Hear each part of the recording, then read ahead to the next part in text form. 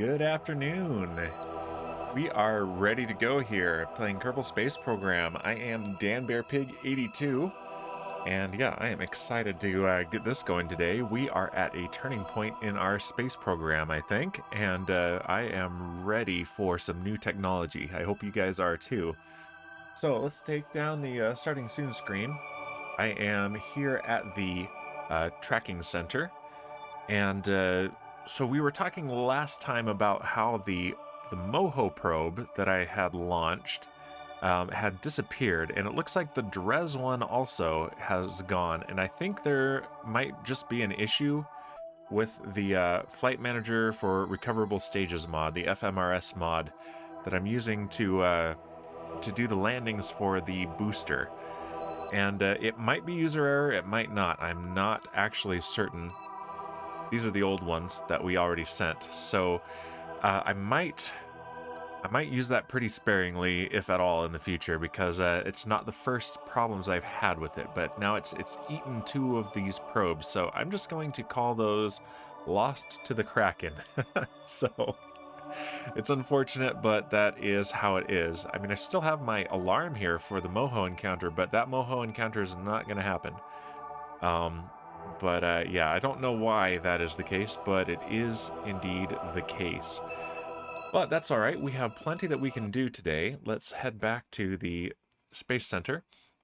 We actually technically have enough funding to upgrade the Research and Development Center, which is our most important goal right now. So this requires 1.69 million spaceos, and we have 1.72 million spaceos. Problem is, if I do that, then we have too tight a budget to really launch anything afterwards, so we need to at least do one more mission, one more contract. So let's see what we've got available, or active rather. So we have various rescue contracts that are in progress. These ones here, Kefri Bezos and Deer Sage, they have been rescued, they just haven't been returned to Kerbin yet, so the contracts are still active and haven't been paid out. So that is a big chunk of cash we could get right there. That's at least 100,000 spaceos, so that might be worthwhile. Other that we want to do, we want to, let's see, where is it? Build a new orbital station around Kerbin. So this is a station that has a mobile processing lab, and I want to add one of those to Arcadia Station anyway. So if I fulfill this contract here, and have it be a modular station that I can then dock to Arcadia Station to be an addition, that would satisfy this contract and give me something that I wanted to do anyway. So we might do that today. We also are going to drive around the Piglet 2 rover that is on Minimus and find an olivine formation. That, if we can scan that with our scanning arm, we can get almost 100,000 spaceos. So that is a really good option there. Additionally, detect 3 comets with comments. Yeah, let's detect the comments. Detect 3 comets with a Sentinel infrared telescope. So this needs to be in orbit around the sun, and I believe the way that this works, I need to put it in a lower orbit than Kerbin if I want to look at Kerbin. Let's see. Detect 3 new comets. I keep saying comments. Actually, I don't need it to be below Kerbin for that. It just says achieve orbit around the sun and detect 3 new comets. So maybe we start by launching this. I think that's what we're going to do. We're going to go into the VAB and let's design a mission around the Sentinel infrared telescope, which is something that I have actually never used before. So we're going to try this out. Let's start. I think it's the hex. I always forget because of how they are organized in here which one is more advanced. It's this one, because this one can hold prograde and retrograde. So we're going to start with that probe core, and let's go ahead and immediately add on the Sentinel infrared telescope and see what we need for that. Oh, it's a big guy. Look at that. That is rather large.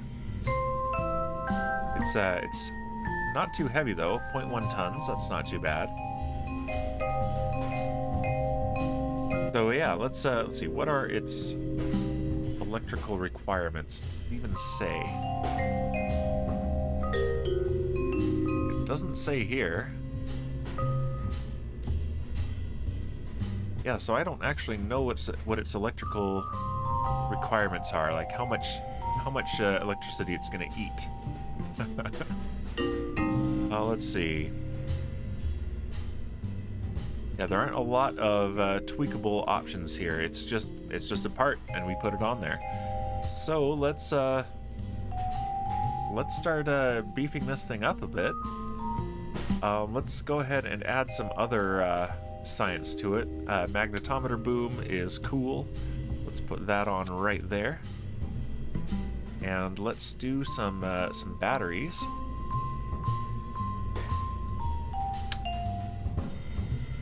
Yeah, I think if we put 3 of these on, like that, and put a couple underneath here like this. That is plenty of power.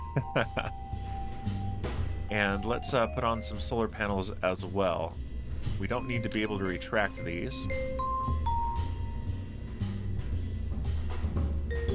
Let's do it like this, and let's remove this one.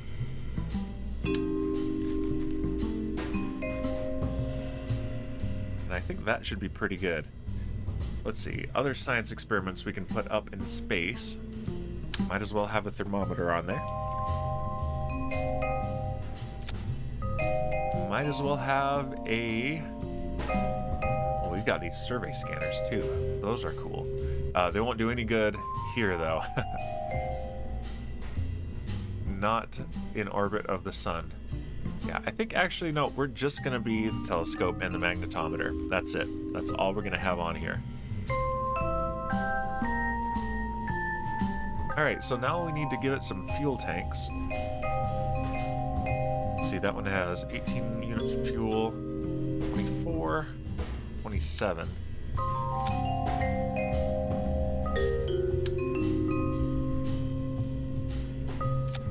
Let's do this again. Move from symmetry and delete. There we go. So that will actually work out a little bit better, I think. Let's scoot this up just a bit and put an engine on here. Oops.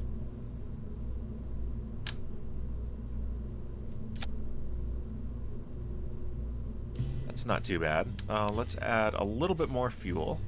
We want to be able to adjust its orbit plenty.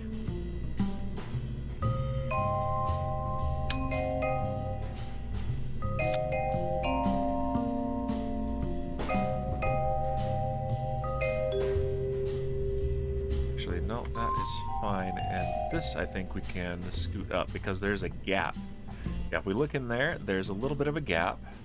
So yeah, let's scoot that. That is perfect. Alright, and that gives us 2 kilometers per second of delta V for that tiny little satellite. There's a little bit of torque. There's the center of mass, and here is the center of thrust.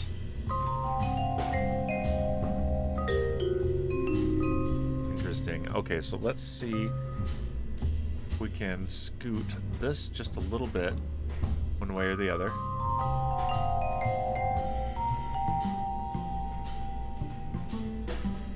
There we go. That is balanced. Look at that. Pete Venkman, hey, welcome. When you start building a rocket, do you have an overall idea about what it's going to look like, or do you wing it guided by previous experience? A little bit of both, actually, and this one I'm going to do a pre-built rocket that I have saved as a sub-assembly. Let's go ahead and take these off. So there's the entire satellite. And I hope this works well. I've never actually used this part, ever. So this is going to be an experiment and a test. And I don't know how long it's going to take to detect the comets either, so I anticipate that I will be waiting to get the science data from this, and once 3 have been discovered, I will get the money for the contract. Alright, so let's do coupling, and let's do the this coupler right here. It's a it big. That one there. Okay. And let's look at the rocket I have in a sub-assembly. So we've got the Arcus medium launch vehicle. It's already got a decoupler on it and an upper stage. So instead of this decoupler, we're going to do a fairing. It's under payload, and I believe 2.5 meters. Yep. And that fits it nicely.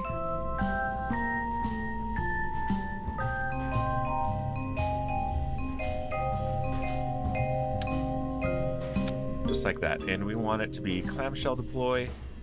Let's do 2 sides. And ejection force, let's go about 600. Should be fine. And paint it silver. There we go.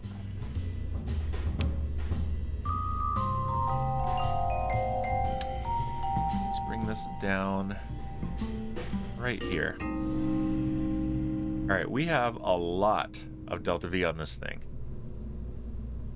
More than we need. So let's actually, let's choose which one has which light attached to it. That's the question. Yeah, let's reduce this to only 2 boosters.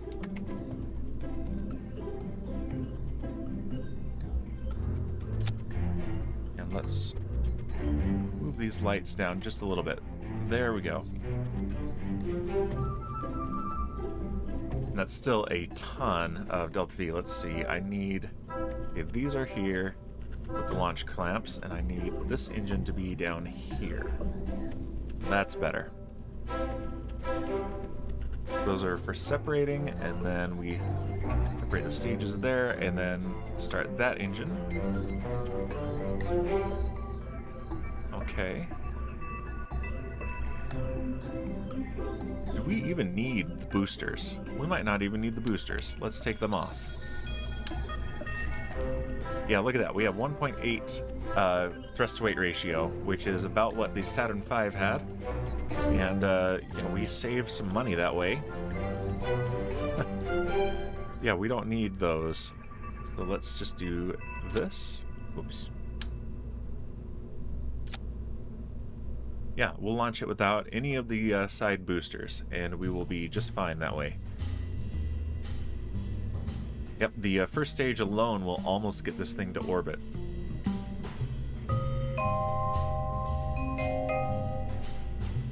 Let's even shrink that. Let's go as minimal as possible here.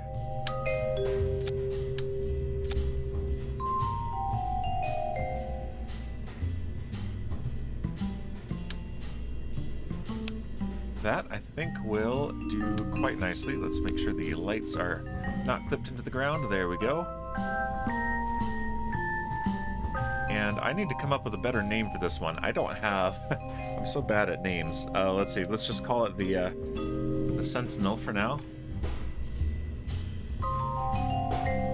And I'll probably rename it later. So, although I said that before, and it hasn't happened always, so... Alright, let's go ahead and launch this guy. I think I always make my rockets too big. Yeah, I usually over-engineer mine as well. One thing I'm hoping as I get some better engines is that I can not have my big boosters so over-engineered, because it's a pretty complicated and inefficient guy because of the low tech that I've got. Turn down the baby monitor. I don't need that on. They're not even in that room right now. All right, here we go. Oh, actually, no. I should have reverted instead of recovered, but that's okay. We want to put some cool cameras on this thing. I forgot about the cameras. We've got that cool camera mod. Let's use it.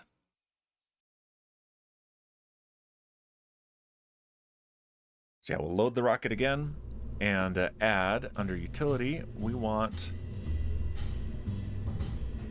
I think this is the right one. And we're going to put this on the outside. Right here. this guy goes inside the fairing.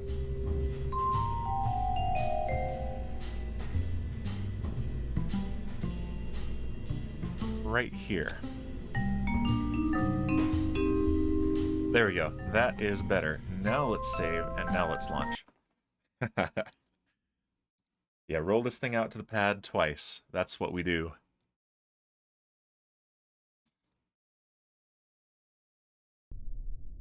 All right, here it comes. Close that. And yeah, let's look at our... There is our view inside the fairing. We can see the Batman battery. And here's our view down the rocket. So this is where we're going to start. We've got a night launch going on. There's also a tracking camera that I kind of want to try. So we're not going to do that right now, though. Let's open up the flight recorder. There we go. We want altitude, acceleration, and dynamic pressure. All right, we have throttle up. Stability assist is on. And double checking the staging. It looks good to me. All right, here we go. 5, 4, 3, 2, 1, and liftoff.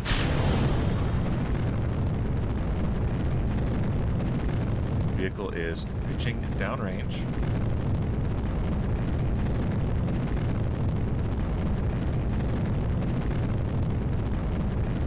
View inside of the fairing.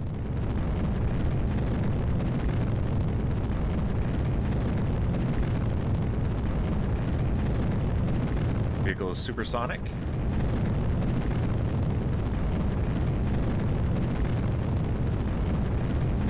can see the acceleration graph fluctuate as it steers. Let's go ahead and point prograde. Yeah, we did not need side boosters for this. We definitely didn't need that. We have passed maximum aerodynamic pressure.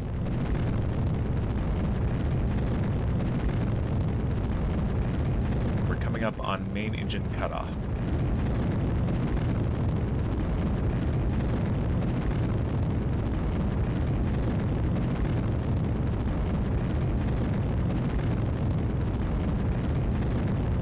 We have MECO and stage separation.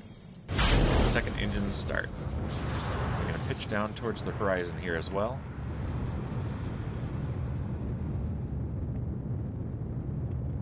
And really, we probably should have launched at noon instead of in the middle of the night, but that is okay.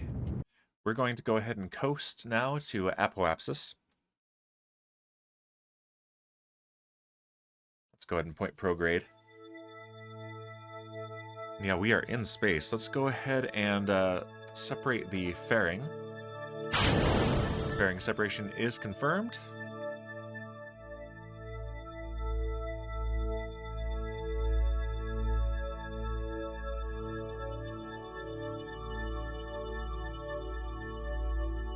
We're going to make orbit and then swing around to the day side, and then we're going to burn so that we lower our orbit around the sun.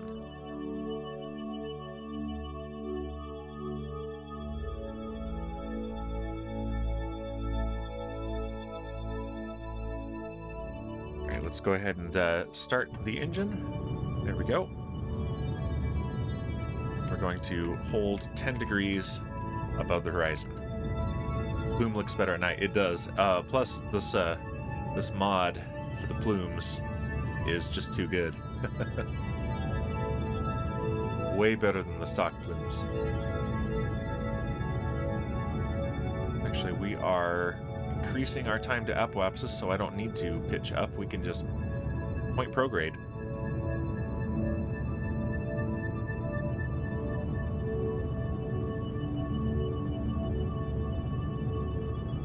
Excited for the KSP2 blooms. I've seen some previews and they look really good. Alright, we have a stable orbit. Let's go ahead and circularize it. Roughly, that's close enough. This does not have to be precise. But yeah, so let's close the flight recorder. We don't need that anymore. But yeah, if we are on the day side, then we're going around Kerbal this way, but we're going around the sun this way. So if we escape on the day side, then we escape that way, and we are slowing down our orbit relative to the sun. So that is the efficient way to do that. So for a proper direct descent, I should have launched at noon, but it's not really that important. So we can just warp to here. Everything looks good in that game, yeah. I'm excited for it, but I'm glad that they're taking their time and not rushing it. Like, I'll wait for that game. I'll wait another year or two if I have to. Alright, and let's start the engine again. Now we are simultaneously increasing our speed relative to Kerbal and decreasing our speed relative to the sun. Whereas if we did it on the other side, we would be increasing our speed relative to both, which is great for escaping to outer planets, but less good if you want to lower your orbit relative to Kerbal, which is what we want to do. Let's make sure that this is really fulfilling the contract. It is. It even thinks we achieved orbit around the sun, really? I mean, sort of. We're around something that's in orbit around the sun. All right, let's keep burning like this. Yeah, our orbit is lowering. We don't need it to lower that much. We don't want to go within the orbit of Eve, otherwise we will be looking for comets and asteroids that intersect Eve, and I want to start by looking for comets and asteroids intersecting Kerbal. So let's go ahead and warp. Oh, no, let's not warp yet. Let's extend our solar panels before we run out of power.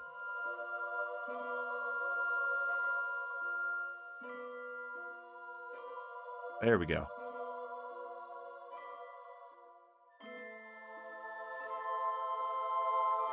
Perfect. Yep, and we have full batteries. And I can start object tracking, really. I shouldn't be able to. Not yet. Alright, let's time warp and escape Kerbal.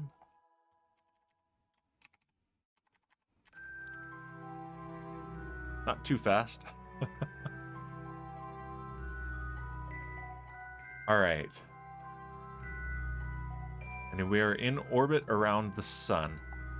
Now, when we get to our periapsis, which is quite a ways away, we want to, control locked. I don't have enough, antenna? Oh, that's an oversight. I mean, there is an antenna on this thing.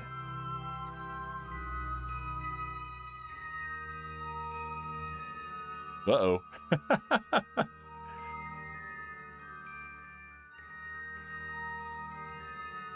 I should be able to have a connection. Let's see. No, I'm too far from Kerbal. Dang it.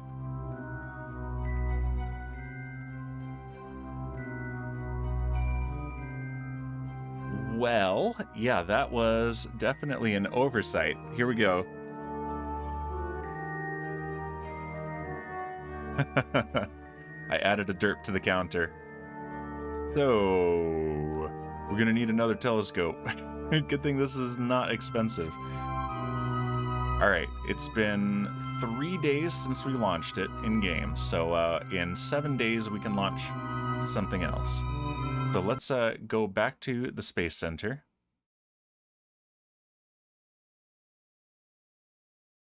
And let's fix this and make Sentinel-2. So, typical. And this time we will launch at noon.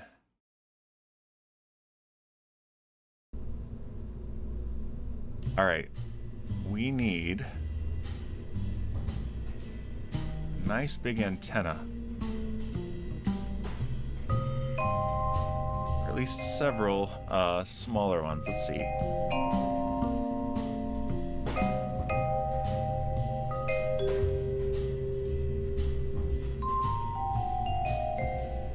That's the biggest one by far. but it is very big. So let's see, can we fit this guy? Without causing too much trouble. About like that, just put it on the side there. Now that does add quite a bit of torque. So maybe not that. Let's see.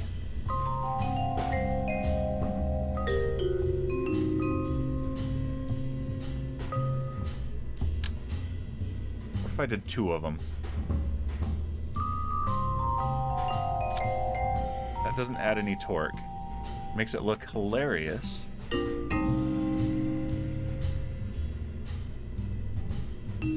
Doesn't get in the way of the solar panels. I think that will be good. Look, they do clip though. Okay, so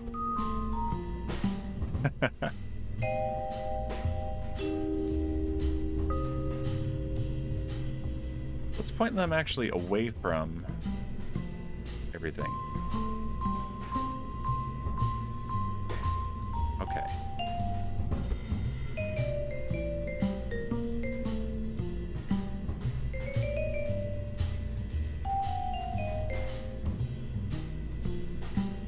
Alright, that doesn't clip through. That's good. Let's double check the solar panels. I can get to them. There we go. Yep, does not interfere with that. Alright, save. And let's go ahead and go to the launch pad and then make, let's warp through 7 more days. So that we have 10 days between launches, because we are very interested in advancing the clock in this playthrough.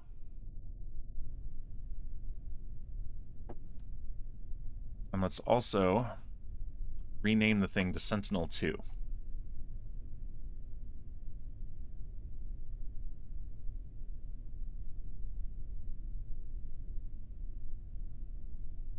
There we go. All right, rename.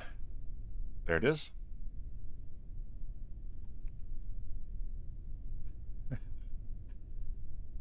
And it's a probe. There we go.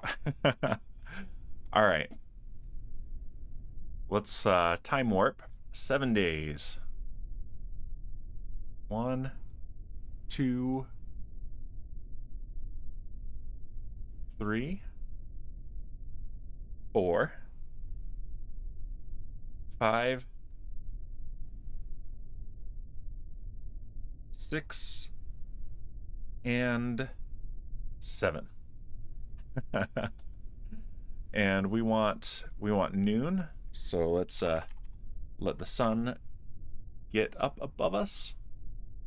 Doesn't have to be exact. It's not that important, so that will be good. All right, let's do this again. Let's open up the flight recorder, altitude, acceleration, and dynamic pressure. And there's our view of the payload, and there's our view of the rocket. All right, throttle is up, stability assist is on, and we are go for launch. Actually, let's fix that. That was an issue last time, minor issue. All right, and 5, 4, 3, 2, 1, and liftoff. Vehicle is pitching downrange.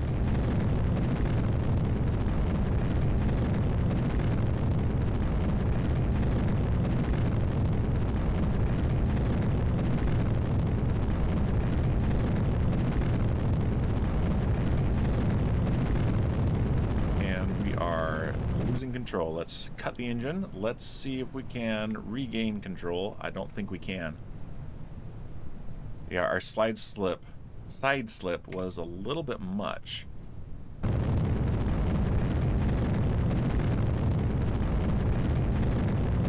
All right, can we get it back? I think we can. That. Weren't even that much more than our previous one, but it was enough. All right, let's cut power. Let's see if we can point prograde. Bowser, welcome, and you are first. Oh man, let's this is not This is not good. We do not have aerodynamic stability here. And boozinate. Okay, here we go. We need a booze. We definitely need one.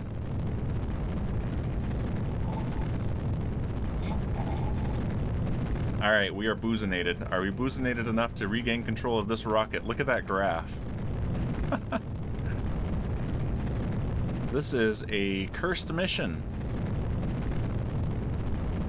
Come on, we can do it.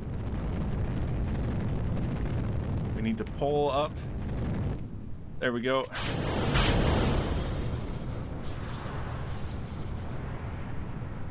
Don't think we have this. I don't think we have it.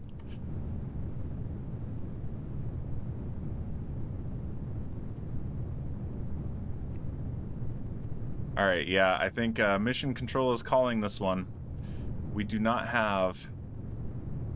Or do we? All right, we're gonna see. We're gonna see if we've recovered this. All we have to do is escape Kerbal.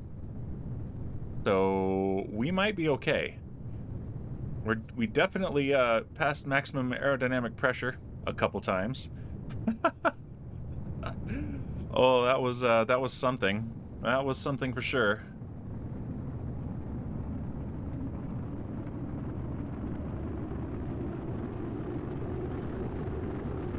We're slowly raising our apoapsis. Never give up, never surrender. Exactly.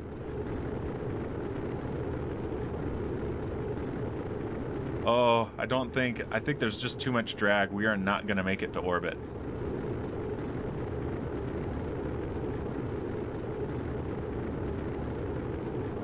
I mean, drag is reducing bit by bit.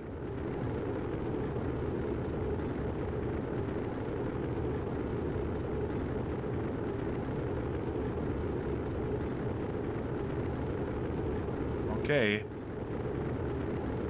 All right. There's still a chance. It's very slim, but there is still a chance. We still have 8 atmospheres of pressure here. With how fast we're going through the atmosphere.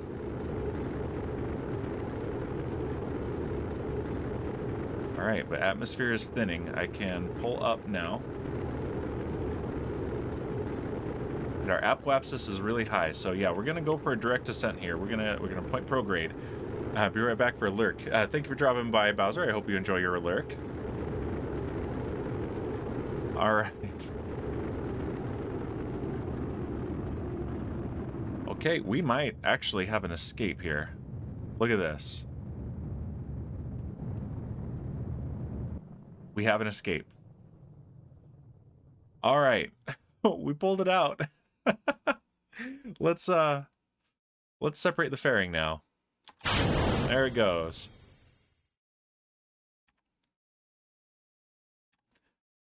Well, that was something. Let's extend the solar panels.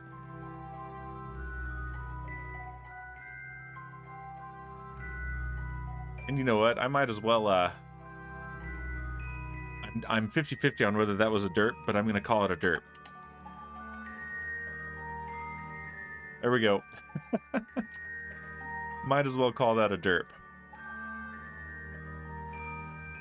But we have plenty of, we have 2.8 kilometers per second of delta V remaining. So since we are here, we are good.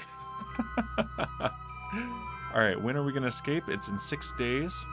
That is excellent. Let's go ahead and warp right to there.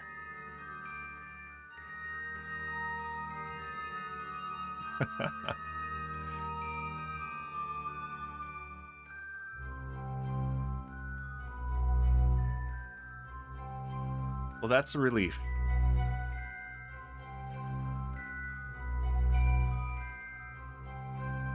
All right, we're 33 minutes from escaping Kerbal. Let's get the rest of the way there. All right, we are in our own orbit around the sun. Let's set Kerbal as a target so we can see where its orbit is. Okay, yep, that is good, and we are below that target. Let's add a maneuver here, and this time we actually can. So now we can add an alarm. And yeah, let's go ahead and delete this because that craft no longer exists. But what we can do now is add an alarm, and we want, I hate that this is blocked. Let's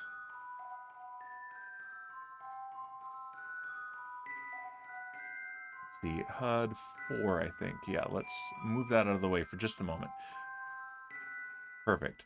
All right, so we want this for the maneuver, and we want to call this Sentinel, oops, caps lock, Sentinel of the Periapsis.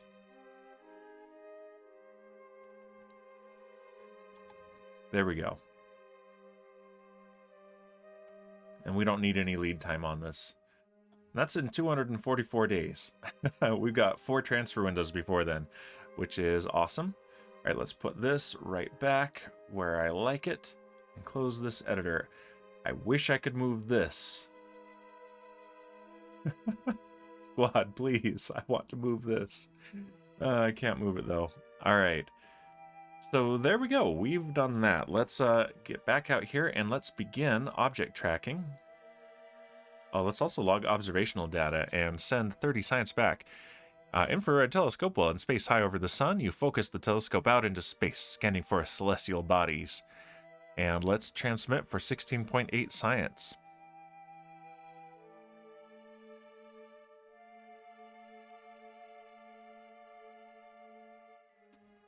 That's a lot of data. There we go. And there we have 708.2 science points, and almost enough to upgrade money to upgrade our research and development. Let's start object tracking. The telescope is now mapping asteroids and comets passing near Kerbal orbit. Ah, so we're already in a good orbit for Kerbal. So we might not even need to lower it, but I probably will anyway, just for fun. Let's look at the map, see what we've got, and we should, in theory, get some notifications when we have detected new things. Okay, let's go ahead and delete that. Delete that. And delete that. Okay. We're good to go. All right. That was quite a thing. But we recovered. We recovered, and so we are good. But yeah, we're going to be waiting for the data on that for a little while. So let's now change our focus. Focus view on Kerbal. Focus view on Minmus. And here is the Piglet 2 rover. And let's switch to that, and let's look for olivine. If we can find olivine and scan it, we will not only get more science points, but we will get nearly 100,000 spaceos.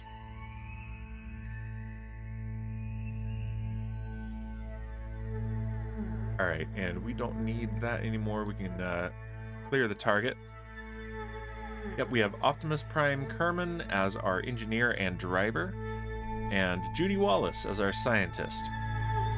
And how is our electric charge doing? It's pretty low, but that's okay. Let's we're gonna go towards the poles. So we want to drive directly north. We are currently in the lowlands, and I'm not sure if we can find olivine there, but I think we can. Keep hitting escape to exit the map view, but that is not how that works. Yeah, we're going to run out of electric charge in not too long, and then we will warp to day.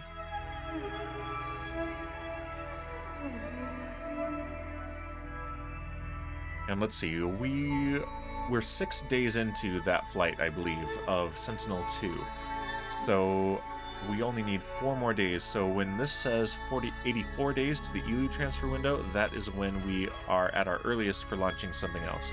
So if we are going to launch a new station module, that is when we would do it.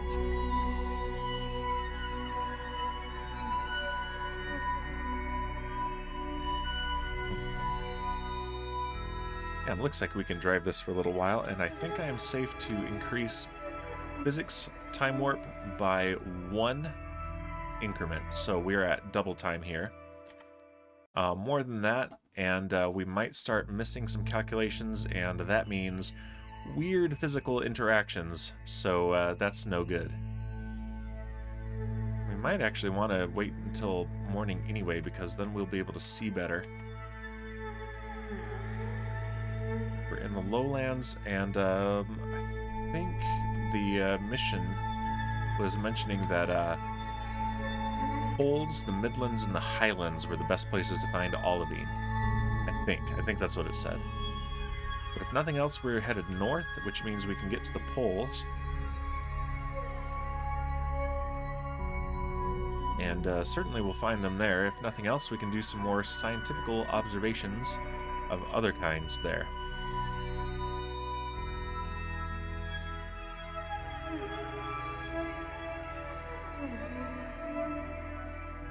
Let's slow down to real time.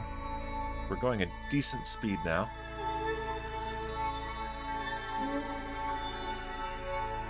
Yeah, mouse over that and to see all of our batteries.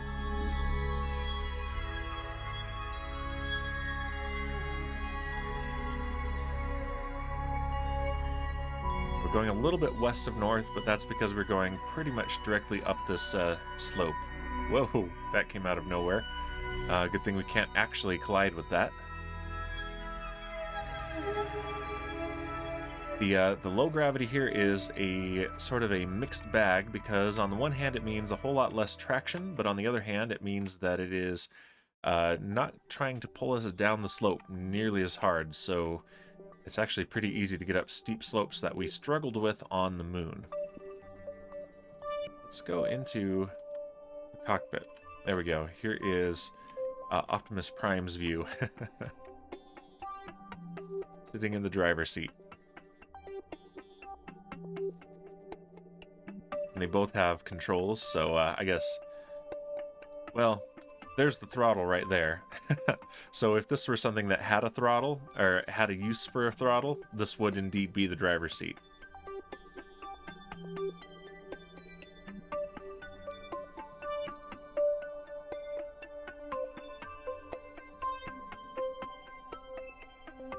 Although there's a better view of the nav ball over here. Looks reversed. It isn't reversed. I'm just reading it wrong. Okay. Here we are drifting. That's awesome. Yeah, traction is a thing that we do not have very much of on Minmus. We're on a slick surface at low gravity. So yeah, traction is almost nothing. So here we are in the slowest fishtail of all time.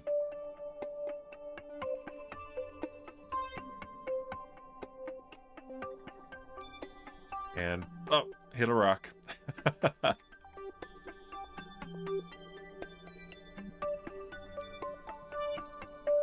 Alright, let's get up this hill, and then let's make it day, partly because it'll look better on stream, and more importantly, it'll be easier to spot a piece of olivine to scan, assuming we run into one.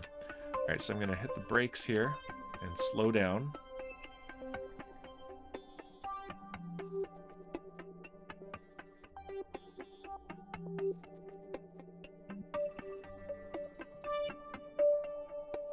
I actually have a brake button on my Stream Deck now, which is pretty fun. Just slide a little bit to the right. That's not a problem.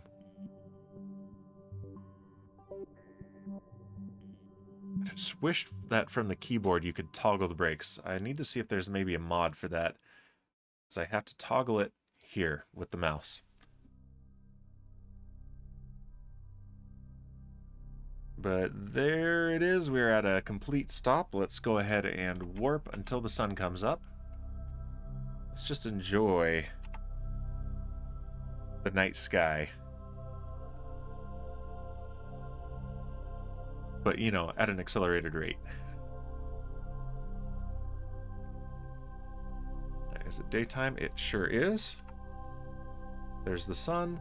We have full batteries and we can see. So let's take a quick look around. Is there anything of note?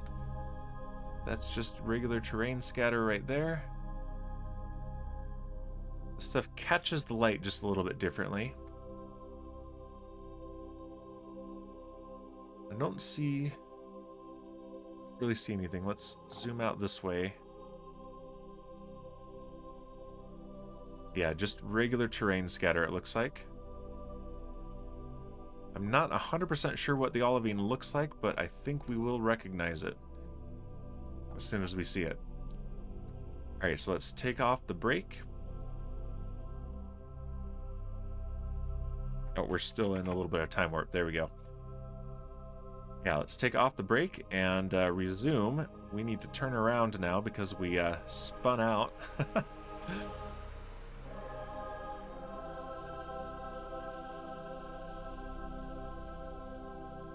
And this way is north.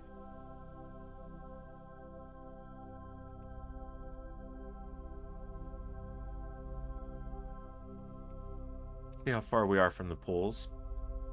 I think right around here where there's a little bit of a color change, I think that's what technically counts as poles, and I think it's going to be lowlands all the way there.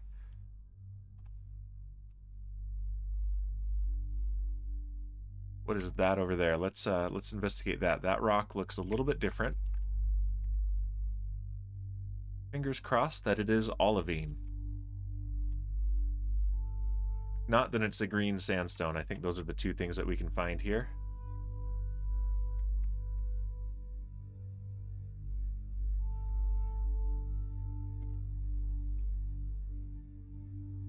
I think that's a green sandstone. But I honestly can't remember if we've already scanned one of those or not. I think we might have. Maybe even last week. Yeah, it looks like these little guys might be something else other than a regular, oh, we're gonna miss it. Shipwreck, first. I'm sorry, Shipwreck, but Bowser was first. Weird, it didn't show up on my live list. That is weird. I don't think I have anything set up to not show up on lists, but that is all right.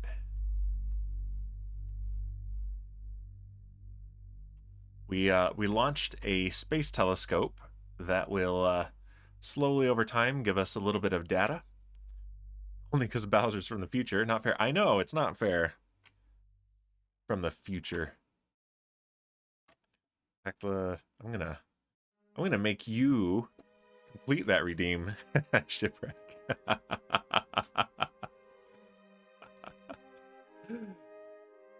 All right, let's turn around and see what that is. I suspect that is a green sandstone and not a not olivine, but our fingers are crossed. And wow, this is a slick surface and low gravity. So here we are drifting.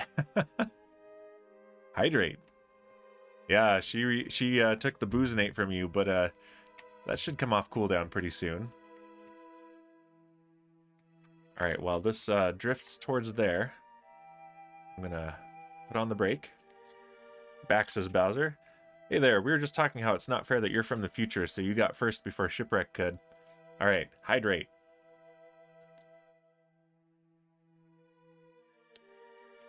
There we go. All right, brake off, and let's slowly edge our way here and see what this is. I think green sandstone.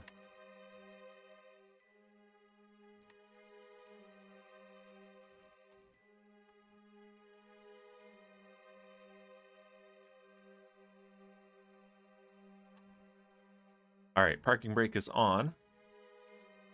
Yeah, that's a green sandstone. Let's see if we get anything from it, though. I'm not sure what data we have. Go faster, floor it.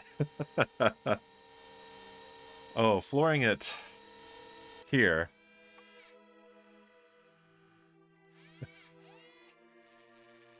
Doesn't really do that much. Bowser says, I'm going to nap soon after school drop. Early morning today. Oh, naps are good. Yeah, we've already gotten this. So here we go. Green sandstone analysis from Minma surface. It's going to be really hard to convince the folks back home that these aren't actually mint-flavored sugar cookies. All right. We can't get anything from that.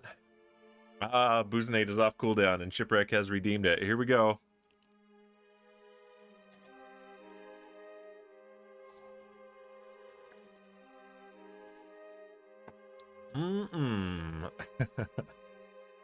All right, yeah, we're still in the lowlands. Let's keep driving north. Let's see what that is there.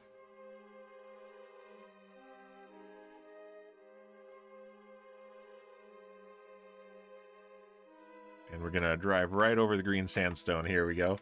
Shipwreck says doing all the things. Yeah, that green sandstone is stopping us.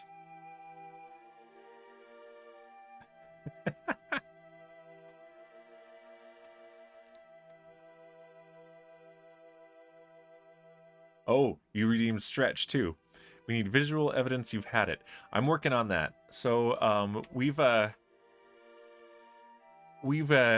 managed to rearrange our house in such a way that we now have one more room available than we did before. So rather than share a craft and computer space like we had been doing, which is fun, but the space is kind of cramped, we're planning to have a separate sewing area for my wife and computer and other crafts area for me. So I'm going to be able to redecorate this office completely in the not too distant future. And that will open up a lot of possibilities, and I do have plans for a drink cam. Crafting is for weirdos. I'm telling your wife you said that. All right, here we go. My hands off the keyboard and stretch. Ah.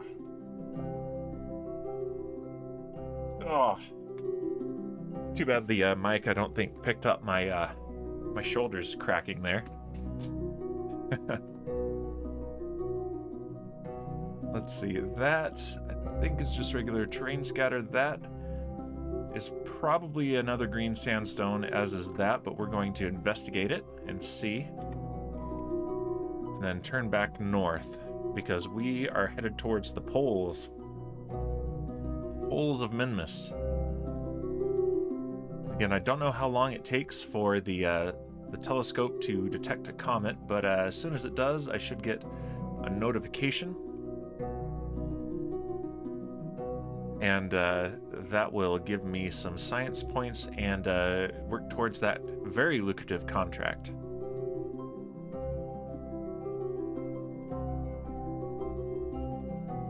And yeah, that looks like another sandstone.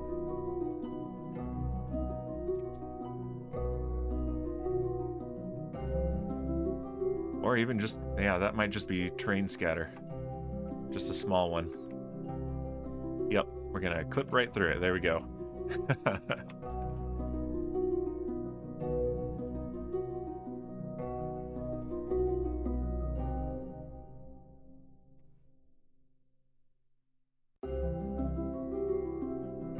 All right, we are turning north again. There's a pole, and you have to listen to it. Uh-oh. Uh-oh. Should Dan floor it and launch off a rock? Yes or no? Uh-oh.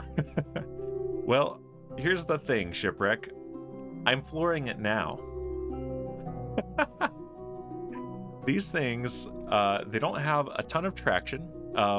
This is a very slick, icy surface, and gravity is extremely low. So the driving right now is Optimus Prime Kerman, who is a redeem from Satan, and scientist Judy Wallace, who is not anyone's redeem, so fully expendable, I say.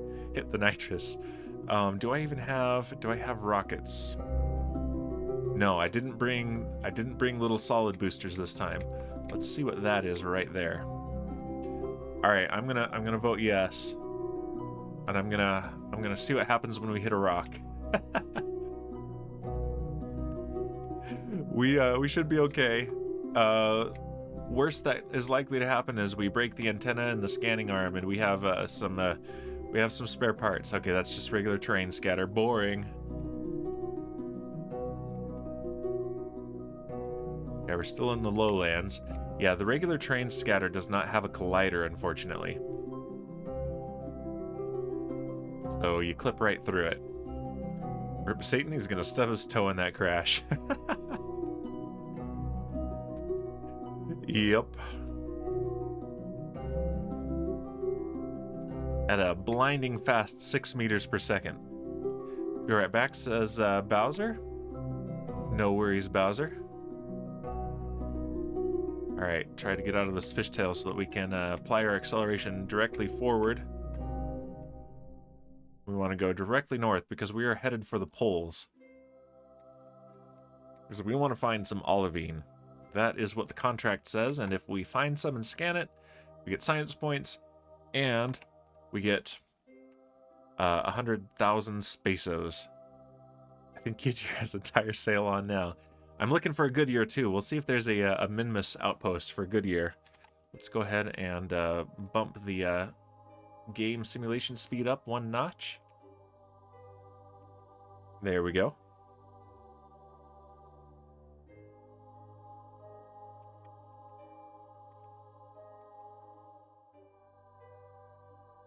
And let's take a look at what's this up here. Don't look at the Enderman, yeah.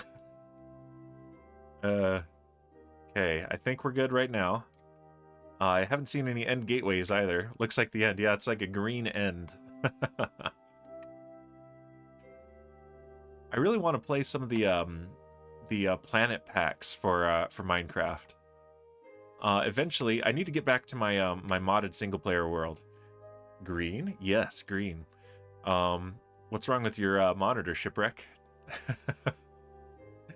But eventually, I can get into Galacticraft in the Sevtech Ages world.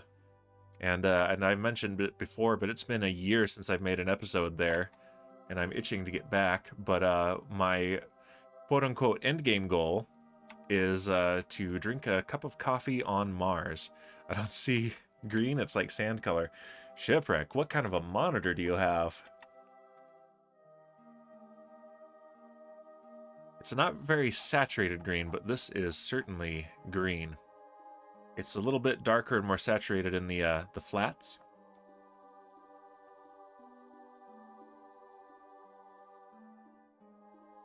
Maybe that's something or that. Yeah, but we're in the lowlands. What is this? That's more green sandstone. Yeah, so I know what the green sandstone looks like now, so hopefully I'll recognize an olivine when we see one of those, when we pass one. Is that dark spot is green? Yes. Dan, are you sure you aren't colorblind? I am sure. That's why the science data keeps making jokes about mint flavor, because of how green Minmus is. Here, we'll go to the map view. Does that look green? This is definitely a very light, unsaturated green, so... Alaric says, I just looked at Kerbal Space Program 2 and it looks awesome. Yeah, it does. They're taking their time developing it, which is good. I'd rather they do it right than quick. But yeah, I am eagerly anticipating it. Elric, says Shipwreck, what color is the ground he's driving on right now?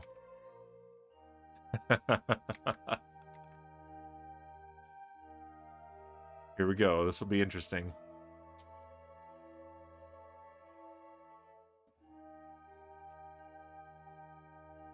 Alright, we need to get our speed back. We're slowing down. Our electric charge is good. Sage green, says Elric. That is right. Just to troll Elric's gonna say green.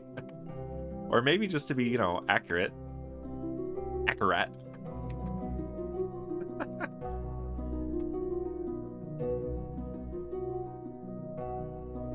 Shipwreck, maybe you've been boozinating too much. Send in your monitor for the warranty, because I don't think it's showing accurate colors. Maybe it needs a calibration. Yeah, I'm looking at my stream preview as well. It's very green.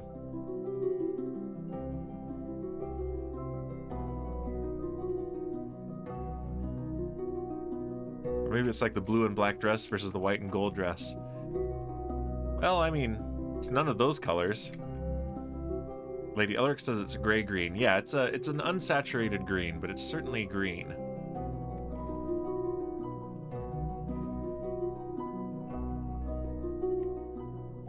We're still in the lowlands. We're going slower than I'd like, but we are making our way towards the poles. We were here before, so we're about halfway there. I think we can keep going.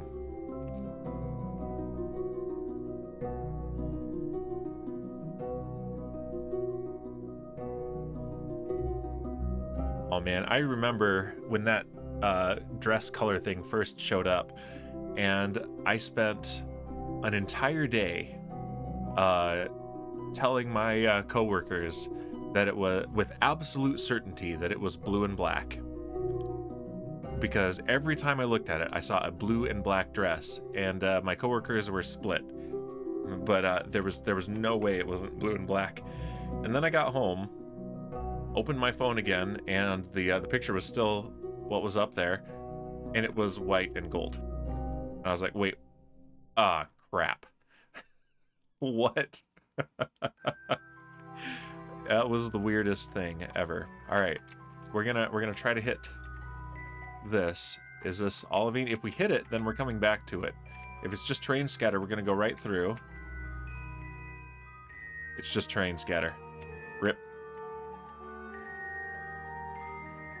Because unless a bunch more people come real quick and vote no, the poll says crash into a rock. So hopefully we'll crash into the exact rock we need to scan. Yeah, exactly, Elric. He needs to change his monitor settings. He needs to calibrate his colors, possibly take it in for service under warranty, if it's still under warranty. Maybe just buy a new monitor. Maybe he's watching on his phone and he's just got a bad phone.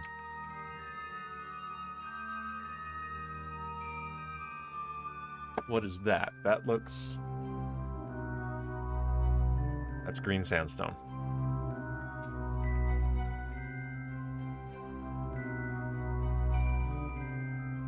Yep, that looked exactly the same as the one that we already scanned.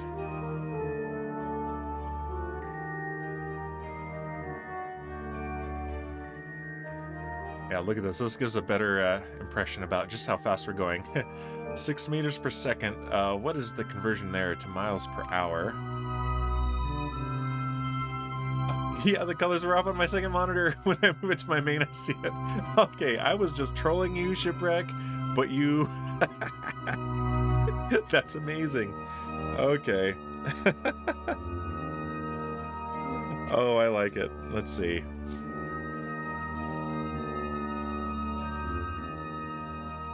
Uh, 6 meters per second is 13.5 miles per hour, so... yeah, we're going slow enough for a residential neighborhood.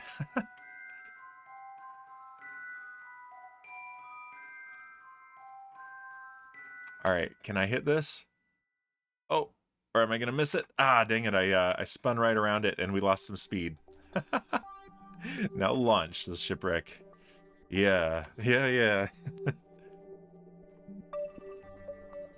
All right, can I safely increase the simulation speed? It looks like I can. I wouldn't even dare with my previous CPU, but this one I can get away with a whole lot more in that regard. Okay, jogging speed on Minmus. Oh man, jogging on Minmus would be rough, as we've seen from how high the Kerbals jump when they just take a step. Like running in low gravity sounds at first like it would be nice because, you know, low gravity, but yeah, jogging is tough in low gravity, yeah. Right through the rock. But yeah, jogging in low gravity is really a challenge. I'm reading the Expanse series of books, and I hate watching the show because it is so bad. I don't know how it's got such a high rating. But yeah, those aren't real rocks, Shipwreck. Those are They don't have any colliders, but the ones that are scientifical that we can scan, they have colliders. I think that's just more terrain scatter without a collider, but we're gonna try it. But yeah, it's a plot point at various points where trying to go quickly in low gravity is very difficult. Yeah, that's why the moon astronauts bunny hopped. This world is a lie. It's not even made of cake. Oh, we're in the Midlands. Okay. Let's hit the brake. We're just gonna hit the parking brake, spin just a little bit. Let's see if we can do any more science. Yeah, this world is indeed a lie. All right. Slow down the game. And let's log seismic data first. Oh, good. We can do science here. Detect some seismic activity, most likely caused by tidal forces. Transmit.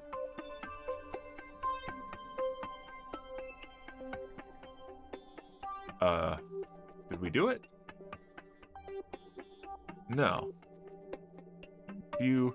Transmit. Okay. Let's extend the antenna. And transmit data. There we go. I thought it would automatically do it. It usually does. So, not this time, though. And this is going to deplete our batteries, so we're going to need to recharge before we drive again. Let's do the mystery goo. Observe mystery goo. The goo wants a bite of the cake, which is a lie. Transmit.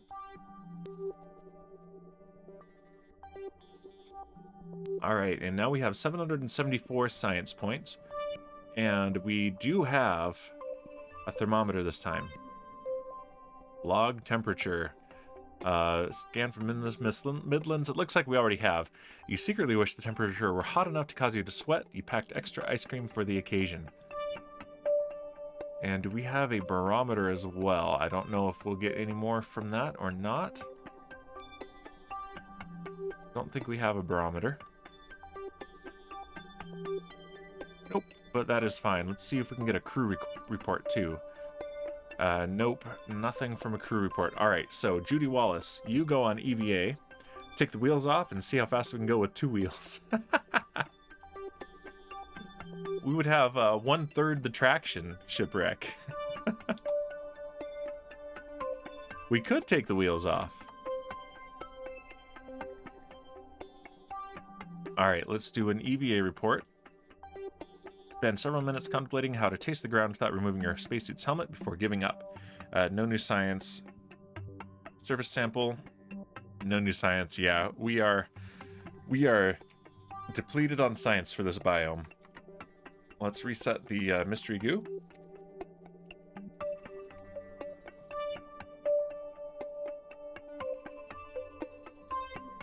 Restored. And all right, Judy. Get back in the rover. All right. Back on our journey.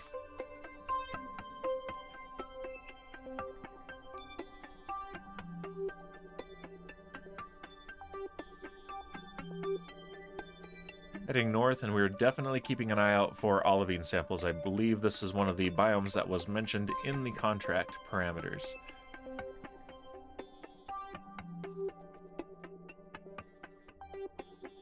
Let's see, where is it? Yeah.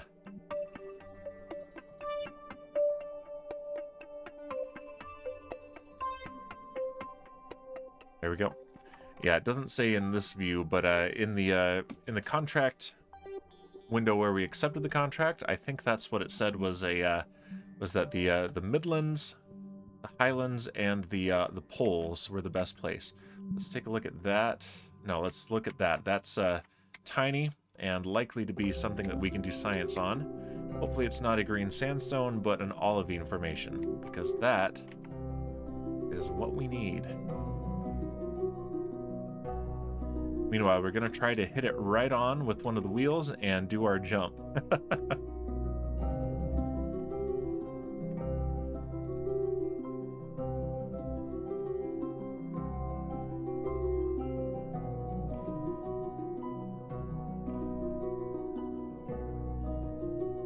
The closer we get, the more it looks like regular surface scatter, unfortunately.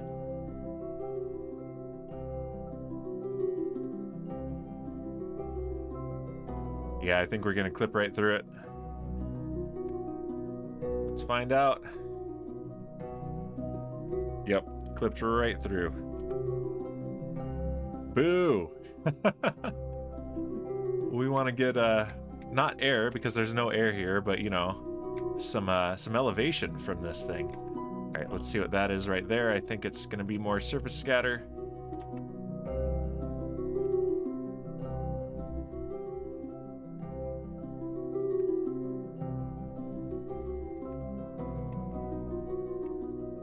Yeah, it looks like more surface scatter, but we're gonna nail it here. Yep. Rip. All right, how are we doing on our trip? We are almost to this transition here. In fact, we're headed towards a science station that we have dropped on the surface. So that's interesting.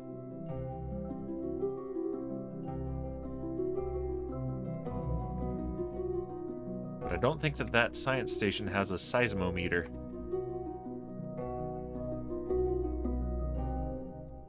Take a sip of my drink while we drive. Yes, we are drinking and driving on the moon. On Minmus.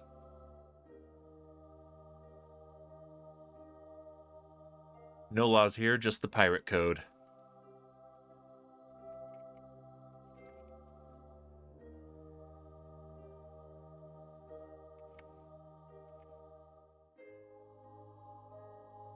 Alright, scanning the horizon, and I'm not seeing anything in particular.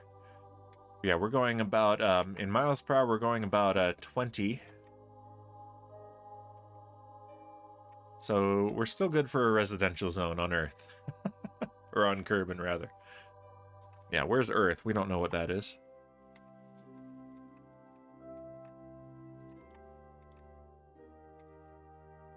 Okay, that looks like a tiny little dot. So does that. Let's see what that is.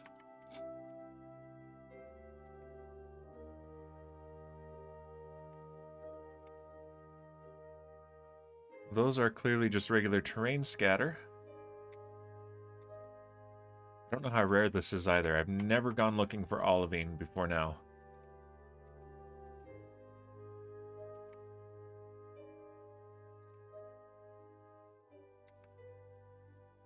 Yeah, that's just regular surface scatter, dang it. The surface scatter here is such small rocks that it's a little bit deceptive. Like the ones on the moon were bigger rocks by far than the stuff that we were looking for science. Yeah, we're going up a 14, 15 degree slope here, which was not possible on the moon. But in low gravity, despite low traction, we can manage it.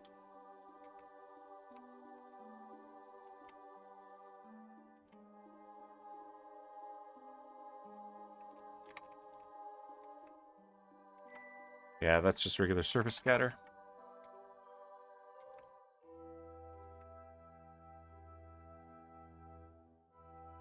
So we're going to keep heading towards the poles. And yes, I've got the game sped up a little bit here so that we don't have to do it in real time. Otherwise, this could take up the entire rest of the stream, and I don't really want it to.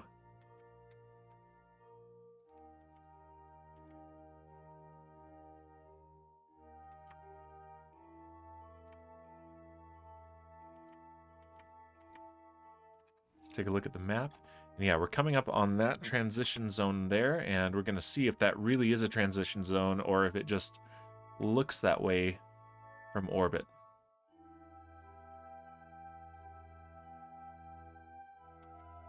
Yeah, we've been making good time.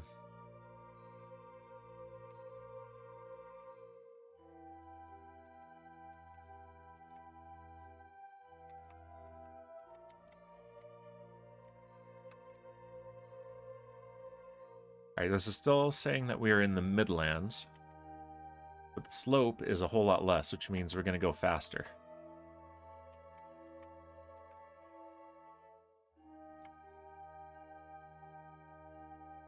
And I think 10 meters per second is about 22 miles per hour, if I recall correctly. So we're going about 25 miles an hour, so right at the speed limit for your typical residential zone. It looks faster than that. It looks 3 times faster though because we are sped up. So this is real time.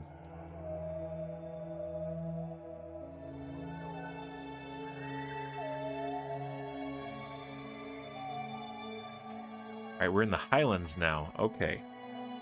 So that was a transition zone, not to the poles, but to the Highlands. Let's go ahead and put on the brake, and let's do more science. That's so fun.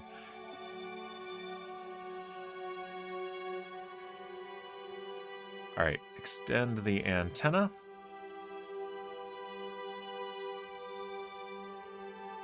And log seismic data. All right. Sounds of shifting and vibration are detected under the surface. It is possible that the interior is not completely frozen. Let's transmit that. If nothing else, this is being very lucrative for the science, just like last week was. Saturday in space on Sunday, says Twiglet. Sign me up. Welcome, Twiglet. Good to see you here. We are looking for olivine on the moon. On Minimus, rather. Alright, let's observe the mystery goo.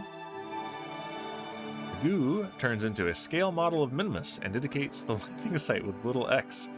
What smart little goo. Let's transmit that as well. And let's get Judy Wallace out onto the surface and see if there's anything that she can do out here as well.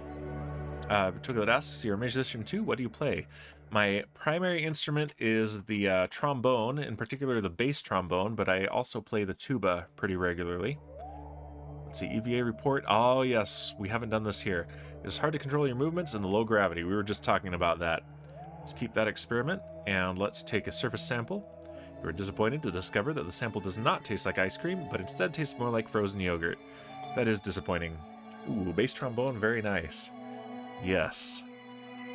I can technically play all the brass instruments, but I'm not very good at ones that are other than trombone, tuba, and euphonium. Okay. I think that is gonna do it there. Let's we could do the surface science experiment kit, but that is not biome dependent, so we wouldn't get anything from it. Let's reset the mystery goo experiment. Bowser says I need to school drop. I'll be back later if you're still on. I should be on for another 45 minutes or so, Bowser, so hopefully I see you. If I don't, have a good day and enjoy your drive. Elric says I play a musical instrument too. What do you play, Elric? Restore. And let's board.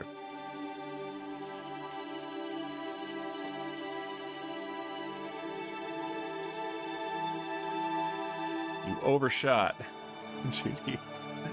Okay. This gravity is low. Grab. And board. There we go. Radio. I was waiting for it, Elric. I was waiting for it. Oh, we have a first-time chat, new viewer. Jade Oak. Am I pronouncing that right? Do you have to send a mission to retrieve the dude? This guy, yes. So they cannot get off of the surface without me coming to pick them up. Which we will do eventually. Let's retract the antenna. And let's resume our search for olivine. We're facing east now because we spun out. So let's turn left and go north, see if we can get to those poles. Yeah, we are now up to 858.2 science points. So if nothing else, we can maybe return 2 of the Kerbals that we rescued previously to the surface of Kerbin, and that will give us enough funding that we can certainly upgrade our research and development center and get some better science. I still haven't managed to get in orbit. How long have you been playing Jade? And let me know if I'm pronouncing that right. I'm guessing on the ZH. Yeah, we've talked about that before. This game is incredibly challenging, but one of the most satisfying to reach milestones like orbit, rendezvous and docking, landing. Started last night. Jade is good. All right. So like a harder J sound. Started last night. Very cool.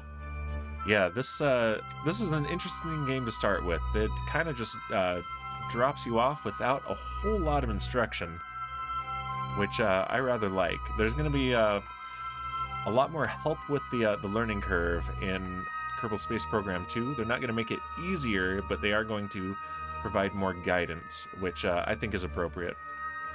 All right, yeah, we are moving along now. Let's go ahead and slow the simulation down. But yeah, first orbit, when you get there, it's very, very satisfying. I still think that the most satisfying accomplishment I've had in this game is the first time I successfully docked 2 ships in orbit. That is very challenging. Yeah, it took me so much time to figure out the thrust controls. Yeah, it could use a little bit more in-game guidance, that's for sure.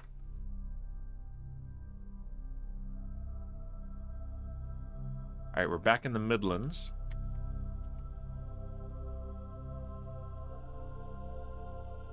Yeah, welcome to the stream, Jade Oak.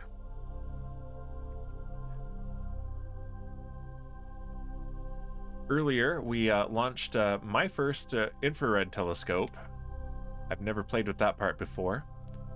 So in the future, we will be slowly getting data back from that and slowly discovering comets. Let's see what that is.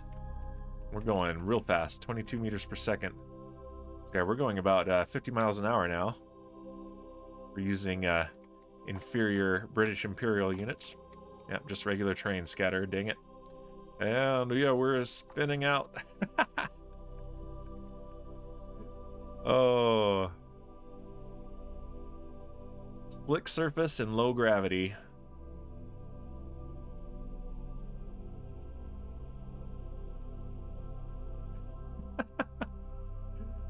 This thing really just wants to move this way. Oh, come on.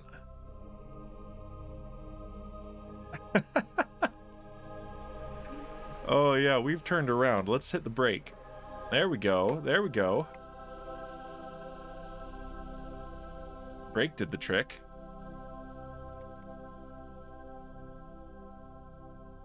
And yes, Shipwreck, I am indeed flooring it.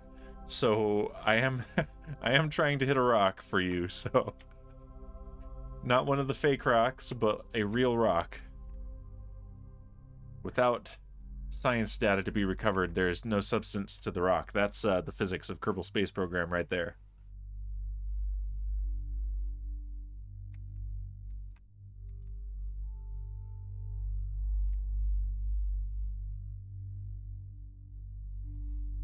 All right, we're back on course. Oh, Optimus Prime Kerman, you're not the best driver, I have to say.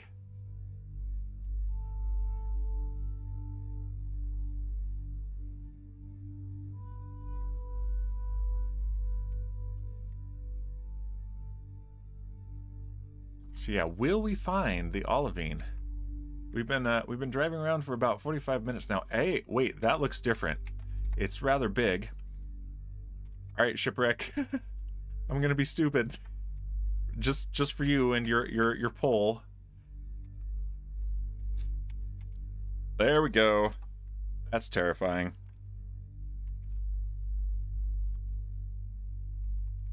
Turn on the whoa. Cannot engage stability assist. That's okay. All right. Whoa. There we go. That was just for you, Shipwreck. We're breakdancing now. Oh my gosh. That is terrifying. All right, we're going to let this come to a rest, and then we're going to go back to that. I think that is an olivine formation. It's way bigger than I expected it to be, but I think that's what we're looking for right there. Let's turn on the brake. There we go. All right. You know, I don't think we broke anything either, so that's good. All right, Shipwreck, that was just for you. You made a poll, and the people voted. I needed to floor it towards a rock and do a jump, and that there is the result. There's the olivine formation right there. I think that's an olivine formation. Never been to one of these before. This is a first.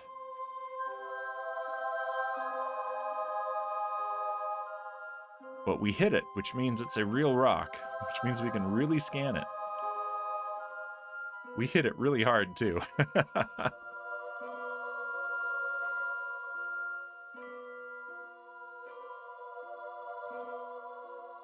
We were also in double time, so that affected it.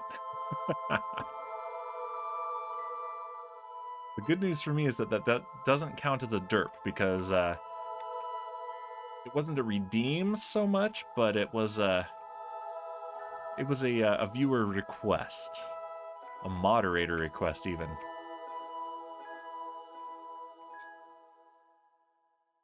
All right, let's park here. Scan it with our scanning arm. We're gonna hit it again. Boop, just a little boop.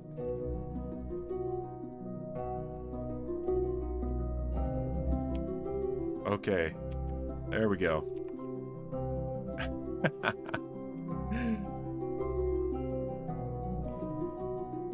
Just a little boop. That looks really cool, though. That is clearly a volcanic rock with olivine. This is basically what Earth and presumably Kerbin's mantle is made of. This right here. All right, let's put on the parking brake. Are we in range? We are not. Scan distance is 3 meters. We need to get a little bit closer.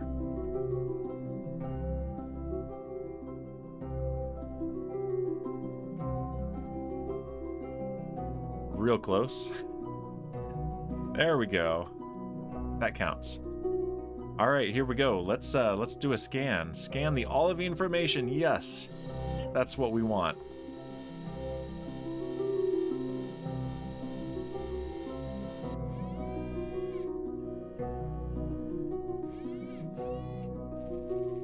Get a screenshot of this. This is cool.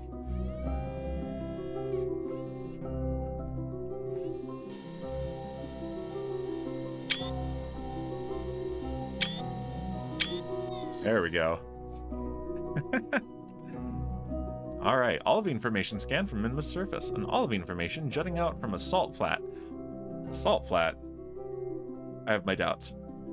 On a low-gravity moon with no atmosphere, more impossible evidence that Minimus may have once had oceans? I have my doubts that this is a salt flat, but okay. Let's go ahead and transmit that. That's 200 science. Ah, yes, please. Oh, gotta extend the antenna and transmit the data. We don't have the electric charge for that, so let's charge our batteries. Time warp a little bit. There we go, full batteries. Little bounce as physics reasserts itself, and transmit data. There we go. All right, we have 898, 935. Oh, we had multiple experiments on board. Okay. Please have the power for this. Yes. Yes, yes, we barely had the power for that. 1,135 science. And 1.74 million spaceos. We are doing well for ourselves here. And that is a success. Let's EVA and get a group photo here. Let's do that. Judy and Optimus Prime, you are the heroes today. Yeah, look at that. It is difficult to jog in low gravity. Very difficult. You have made a discovery, you guys. Ah! Judy. Okay, that's awesome. Okay, let's stand on top of it.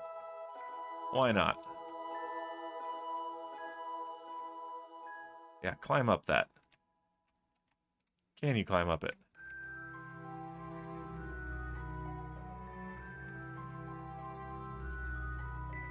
All right, right here. Let's turn.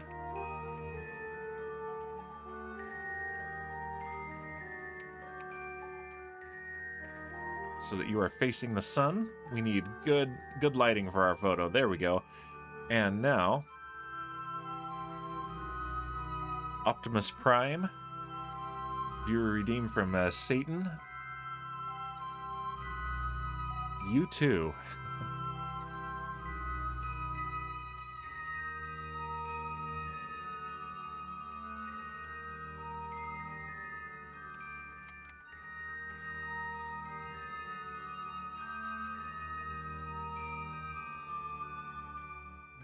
There we go. We're gonna put you right here.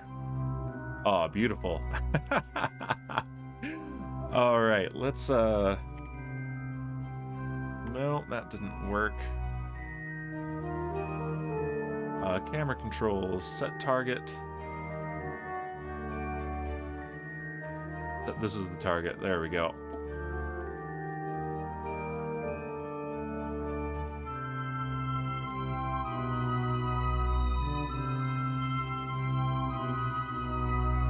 And let's space robotics, as Scripty Penguin goes. Space robotics. Let's see if we can get a good screenshot here.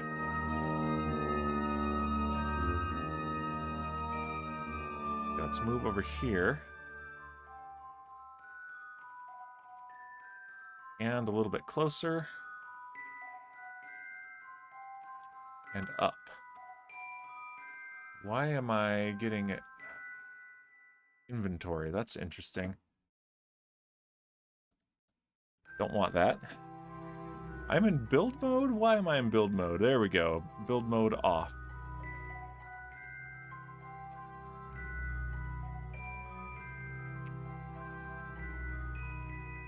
Oh, I have a keybind conflict. That's why. Interesting. Okay. Whoa. There we go. And zoom.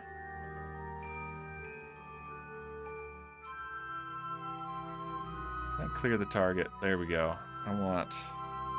There we go. That's what I want. That's exactly what I want. Free camera. Yeah, I have a keybind conflict here. But that's no problem. This is a screenshot. Here we go. I love it. All right, we are gonna leave them there for now. They're not done. They're gonna do more science in the future, but for now, that's their mission done. Let's go to the tracking station. Let's bring a couple of viewer-redeemed Kerbals home.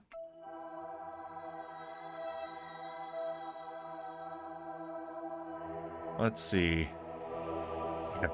Our two Sentinel telescopes. Blah. All right, fly. Rescue ship.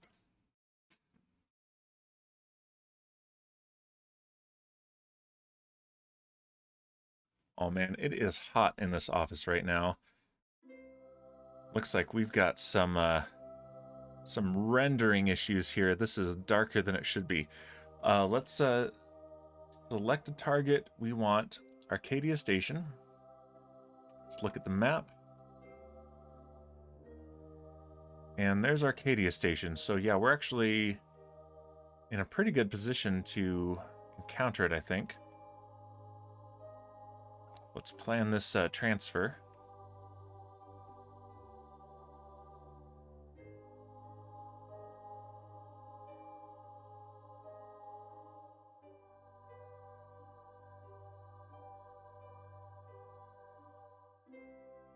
Let's see. Yeah, it's actually behind us, so take it back. We're actually in a terrible position for encountering it.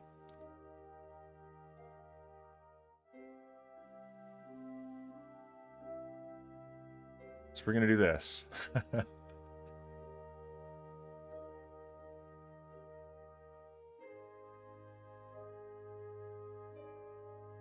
8 kilometers is the best we can do with this maneuver here. Okay, so yeah, in 3 minutes we're gonna do an orbit raising maneuver, and that's gonna make us take a longer time to get around here, and so we'll meet the station right over here. Let's go ahead and point prograde, because that is pretty much what this maneuver is. It's just prograde, and at full thrust it's going to be 4 seconds. We're not going to do it at full thrust, as usual.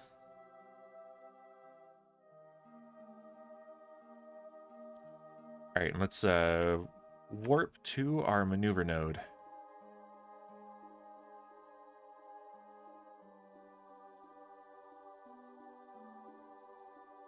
I believe we have Deer Sage aboard, and let's see, whom do we have? Yeah, we have Elric aboard. He's one of our engineers. Bowsy's the co-pilot. Munchie's an engineer. Kefri Bezos, that's the other one that we need to return for some money. He's also an engineer. Deer Sage is an engineer. Raider is our main pilot. And they apparently don't have images. The cameras aren't working. Okay. Sure, whatever. That's fine.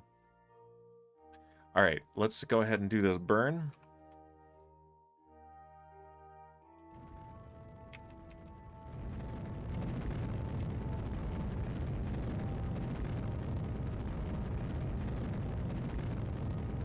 Keep forgetting I have these controls on my Stream Deck too. I need to bring it a little bit closer to me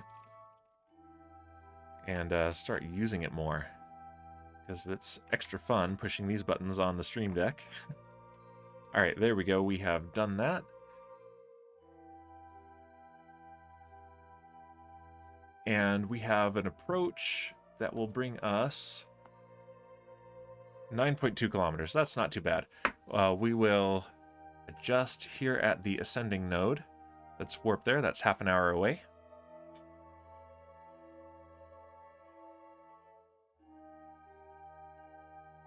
I'm going to take a sip of my drink while we warp there.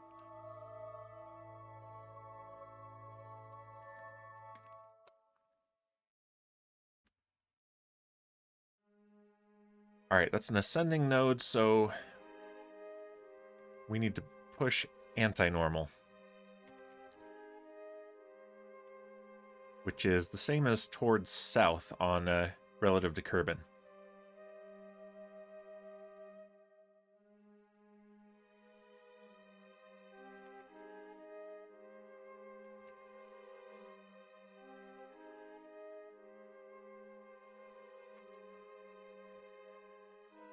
All right, yep, and that is tightening our approach and reducing our relative inclination.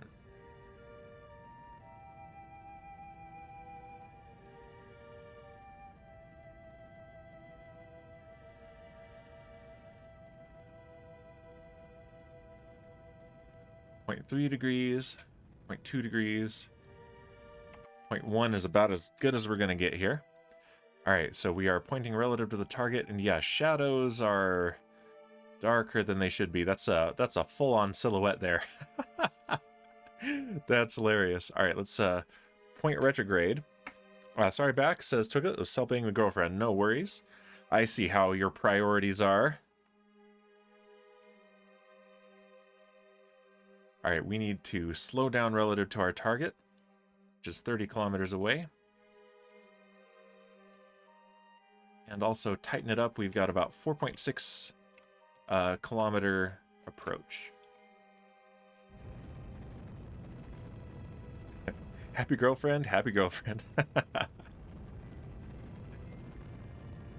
Yes, exactly.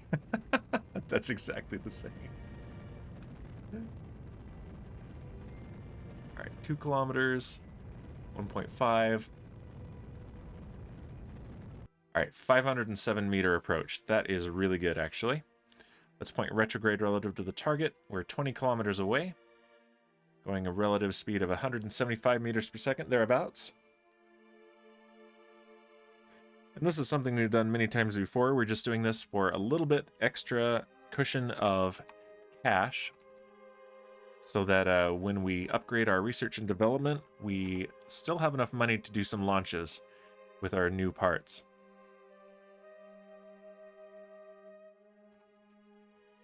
Oh, we have a notification, but I think it's just for the olivine. Yep.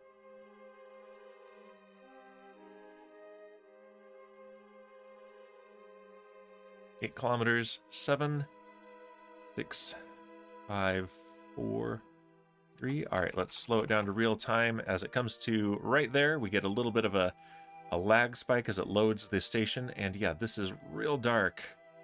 Of course, we're doing this in pitch black night.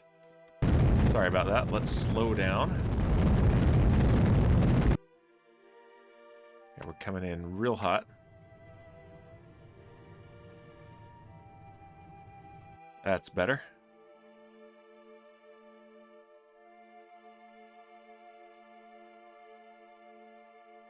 Hopefully we get sunrise pretty soon, because I would like to do this during the day, but I think we're right in the middle of the night side of the planet. Of course we are. Alright, that's a 90-meter approach. That's really close. So let's get close, let's kill our relative velocity, and then let's get to the day side so you guys can actually see something, because there's nothing for you guys to see right now, and that is, yeah, pro streamer, right? Professional Kerbal player. Professional spacetronaut.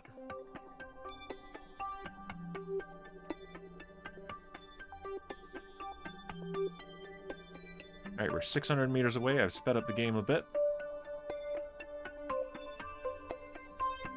500 meters away.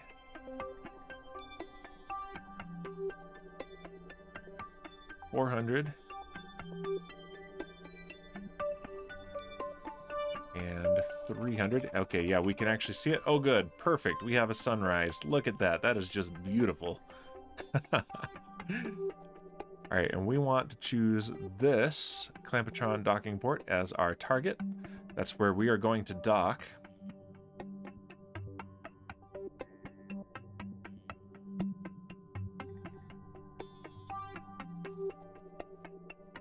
And how is our monopropellant? We are doing quite well on monopropellant. Alright, we're 100 meters away. Let's come to a relative stop.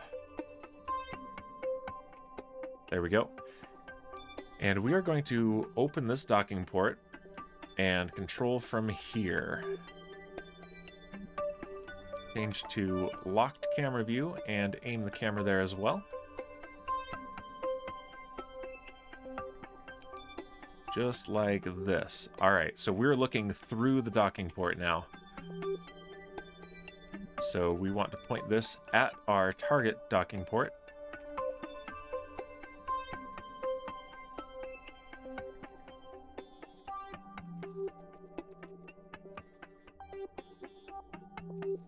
And it's not...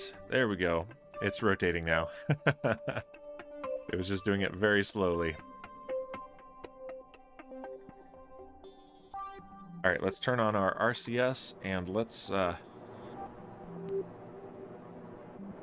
get lined up.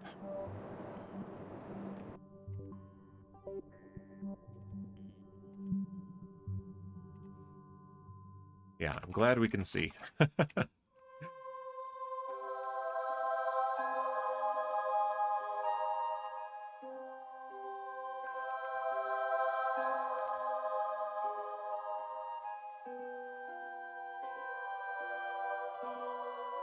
Okay, we've got about the right relative angle. Shot just a little bit. There we go.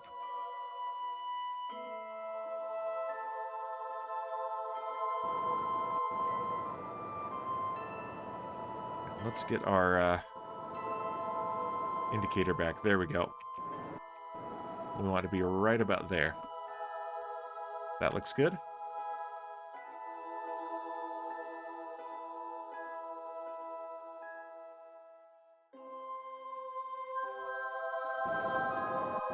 All right, and headed straight towards that docking port.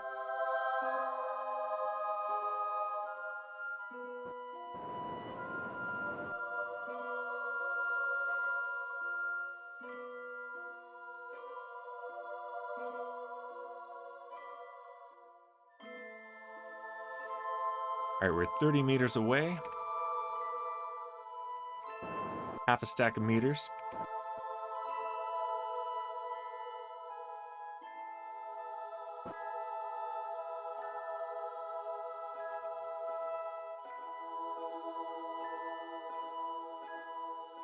All right, 10 meters away. Let's keep it in real time now.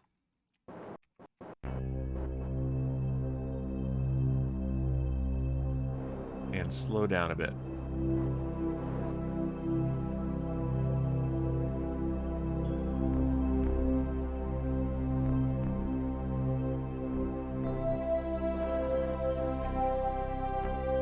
There we go. And once again, I will remark that I can do this, but I cannot reliably parallel park my own car.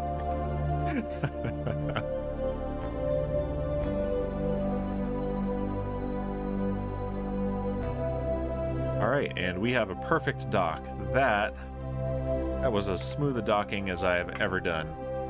All right, so now we can take, we've got Kefri Bezos and Deer Sage, and we can take them home to Kerbal. Let's see, who we got here? We've got Deer Sage. Let's take Deer Sage first. Deer Sage was redeemed by Elric, the Troll King, as his real-life daughter in this game. So let's transfer crew, and you can go to this derp module right here, deployable emergency return pod. Not just for emergencies. It is our primary way to get back to the surface of Kerbal. And let's make sure that she's in there. Yep. And undock.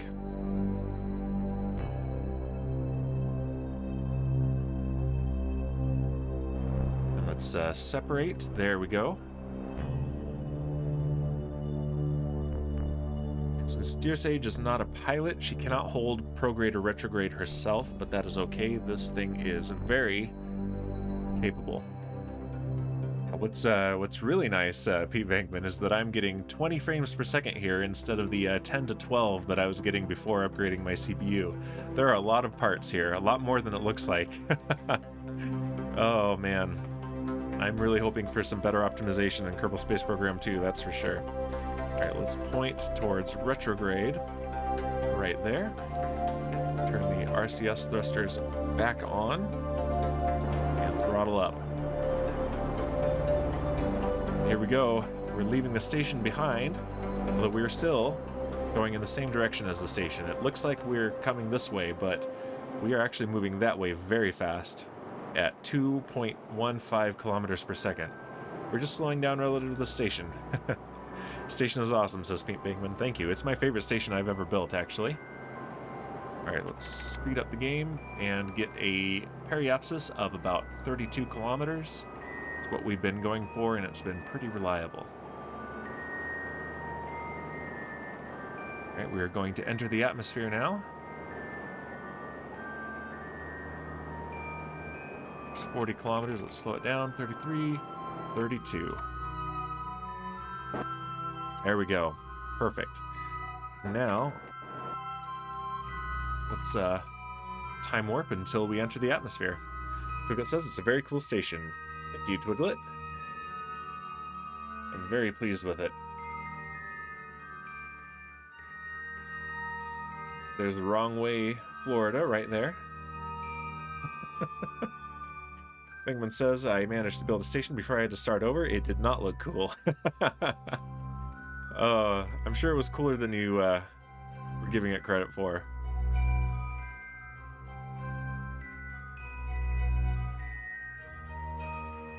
That one has the option that I could add something like a ring to it, but I'm probably not going to. I kind of like the spokes of the wheel there. Alright, we're coming down on the day side currently, which is not the usual.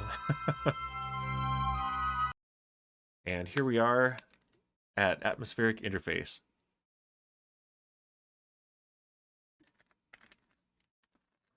Sipping my drink there, and now let's go ahead and point retrograde again so that our heat shield is facing forward, and then we can turn off stability assist. And this thing is aerodynamically stable. It's heavier on the bottom than on the top, and has more air resistance up here than on the bottom, which is exactly what you want.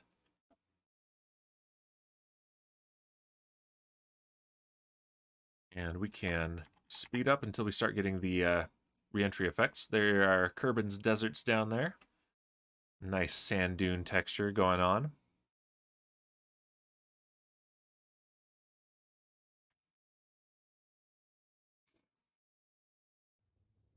Looks like we're going to be coming down right at about sunset. Go ahead and turn on the emergency lights. There we go. Now we got blinking indicator lights. And shipwreck, those are red. You're probably seeing yellow or something, I don't know. And give me a moment. I'm going to mute the mic for just a second. I am a little bit congested today. Hopefully it's not too noticeable.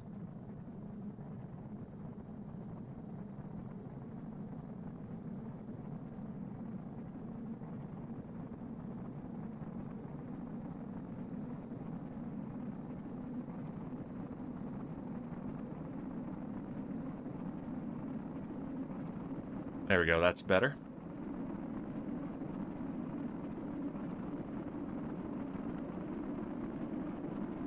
We'll just enjoy that view for a little bit. And yeah, without all those parts of the station, now I'm getting 70 frames per second. If I was actually playing in 1080p, I would get probably almost... No, I would not actually get twice as many because it's the physics parts that are the bottleneck, so I would barely get any increase. But yeah, upgrading the CPU was the right choice, especially over the GPU in the current prices. But even without the current prices, that is where this game is bottlenecked. Single-threaded CPU performance.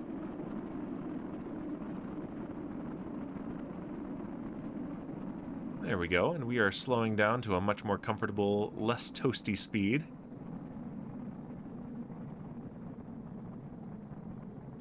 And yeah, it is, sun's going down, and we are actually going to splash down at night. I assume we're going to splash down.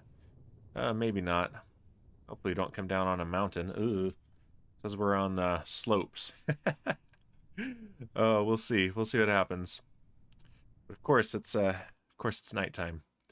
Yeah, we're getting better rendering over here. Oh, we are going to come down right on the mountains. That is less than ideal. I think we can handle it.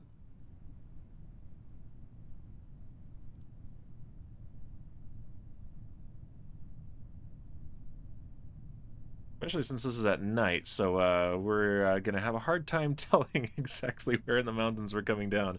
Uh-oh.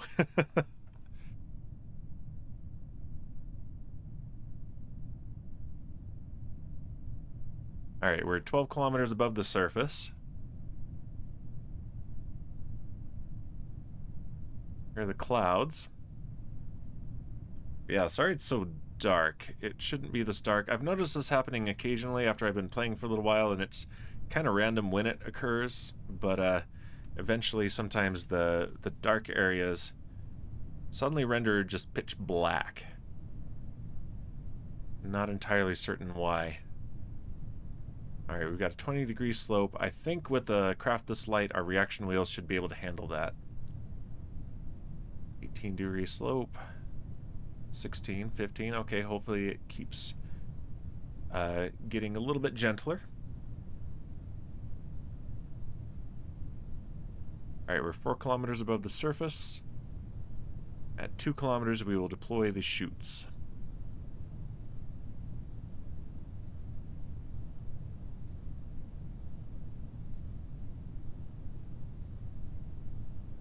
There we go.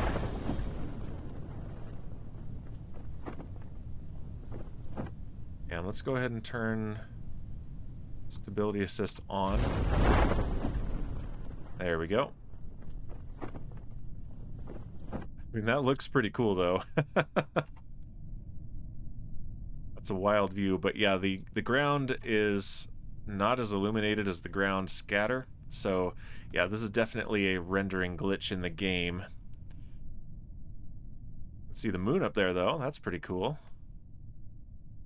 Yeah, everything in shadow is just black right now.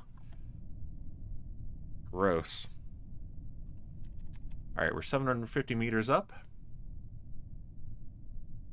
We have a 17.5-degree slope, so that's pretty steep, but I think we will be okay with our reaction wheels. Hopefully.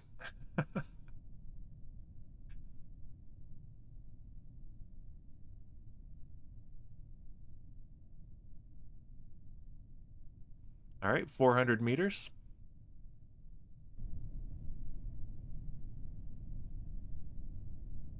$300 meters.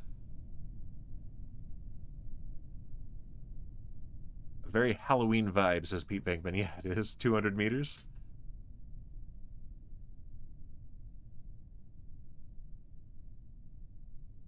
$100 meters. It looks like if we do roll, we will roll into this gentle valley up here, so I think we're going to be fine. 50 meters.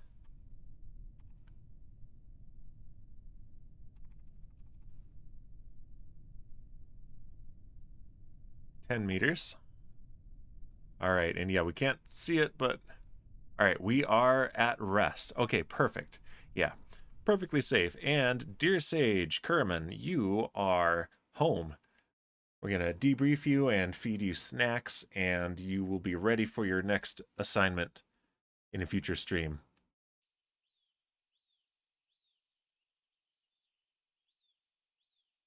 All right. Yeah, and we have 1.8 million Spaceos now. So we've got 4 minutes left. Let's go ahead and let's do it. This was the goal. The last like 3 or 4 streams is to earn enough money to upgrade our research and development facility, which costs almost 1.7 million Spaceos. So now we can do it with about 120,000 left over, which means that we will be able to do some launches. Not a big launch, but a smaller launch. So let's go ahead and do it. Let's upgrade it. And this, look at that. Look at that big facility there. And we haven't upgraded the runway once. We haven't done anything with planes. They're so buggy, but I think we really should in the very near future. But yeah, we have 1,100 science to spend. Let's do that right now. Most importantly, very heavy rocketry. So this costs 550 science. That's half of what we've got. But it gives us the Vector liquid fuel engine. This is an analog for the Space Shuttle main engines. And it gives us a full meganewton, 1,000 kilonewtons of thrust at relatively high efficiency. So, yeah, 315 ISP in vacuum, 295 at sea level. So this is a very well-balanced engine and very high thrust, so we can do some major upgrades to both of our launchers with this. We got some more booster engines, more upper stage engines. This is going to be huge, so we're going to research that right now. What else do we want? Let's see, we could get nuclear propulsion. I don't think we're going to do that yet. Large volume containment is very tempting. We have 585 to play with, so we can get one from this tier or one from this tier. Advanced Metalworks, that gives us some more docking ports. We don't really need those. Metamaterials. Some more big parts. Hypersonic flight, we don't need. Heavy landing. Advanced motors, I think we're going to have to go with this because... Yes, we have to go with this.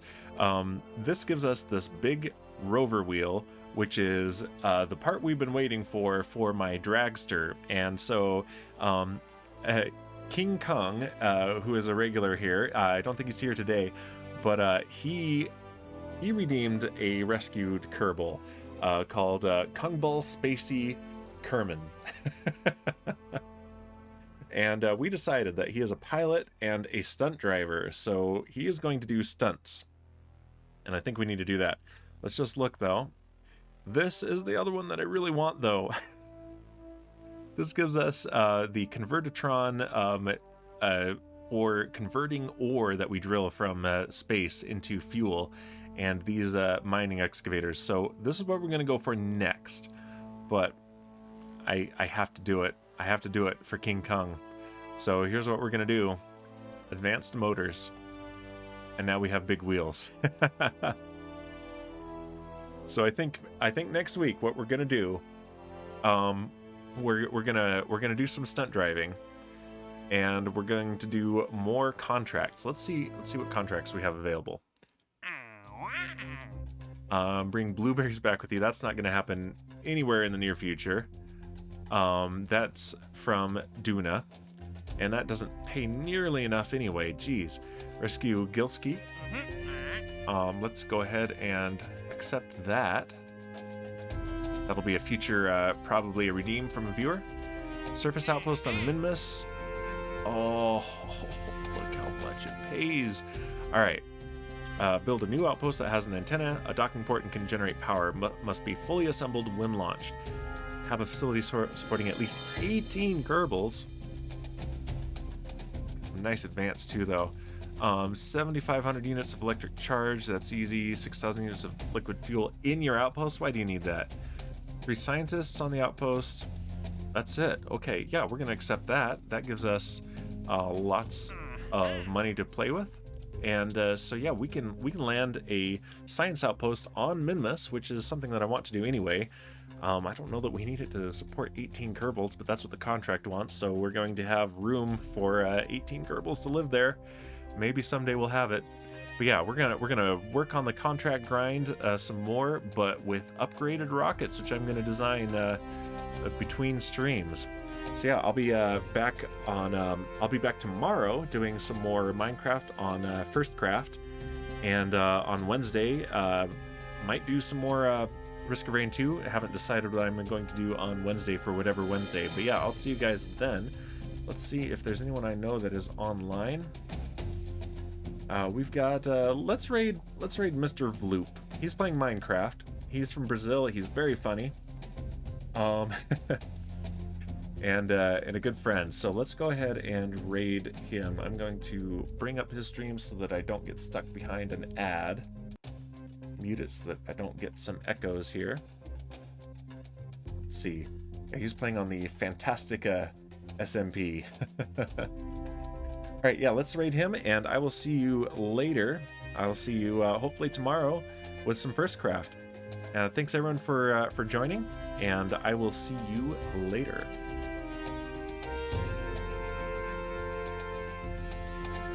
Bye.